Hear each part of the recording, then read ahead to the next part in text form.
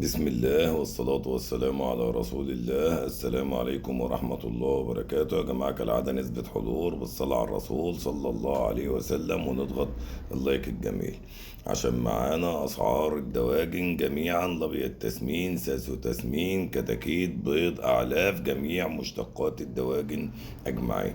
ومعانا طبعا ارتفاع كبير في الكتاكيت، ومعانا هبوط في أسعار لبية التسمين، ومعانا ثبات في أسعار الأمهات، ومعانا استقرار في أسعار الساسو التسمين والبياض والبيض.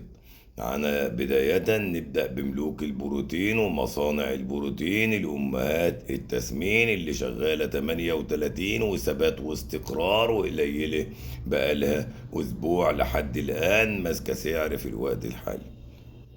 منتجات الأمهات اللي هو الكتكوت اللي احنا عارضينه في الوقت الحالي، اللي كنا بنشحته من أسبوع بالكتير، في الوقت الحالي وصل 7 جنيه وبالحجز كمان، وبيتكلموا في تمانيات وتسعات عشان اللي جاي يعوض اللي فات.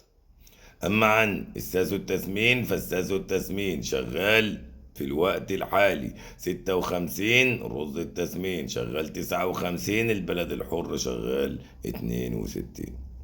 أما عن لابير التسمين فاللابير التسمين هبوط في أسعار لابير التسمين ليصل إلى 42، وتنفيذات كمان في 41.5، وفي شركات شغالة والمعروض زايد شويتين، والمطلوب في الوقت الحالي أقل من المعروض، وقلق ما بين المربيين بسبب هبوط الأسعار، وبدأت ناس كتير تعرض فراخ. فهنا في قلق في السوق وبرجلة في جو السوق وهبوط في الأبيض التسمين.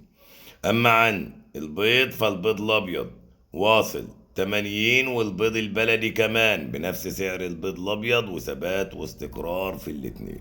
أما عن البيض الأحمر فب84. نروح للكتكوت الساسو اللي وصل 4.5 و5 جنيه ورا الكتكوت الأبيض على طول، ونروح عند الرز اللي وصل 5.5 في الوقت الحالي.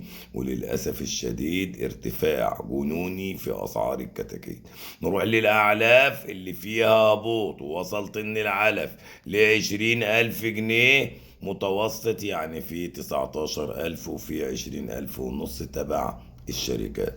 عشان تعرف معلومات كتير عن أسعار الفراخ وعن أسعار الدواجن وعن مؤشر السوق وعن جو السوق طالع لفوق أو لتحت شويتين، تابعنا على صفحة بورصة المنصورة للدواجن إدارة الحاج عبد المغيث على البوك عند مارك، وعلى قناة رئيس جمهورية الفراخ على اليوتيوب عند سوزان، يصلك كل جديد يوميا.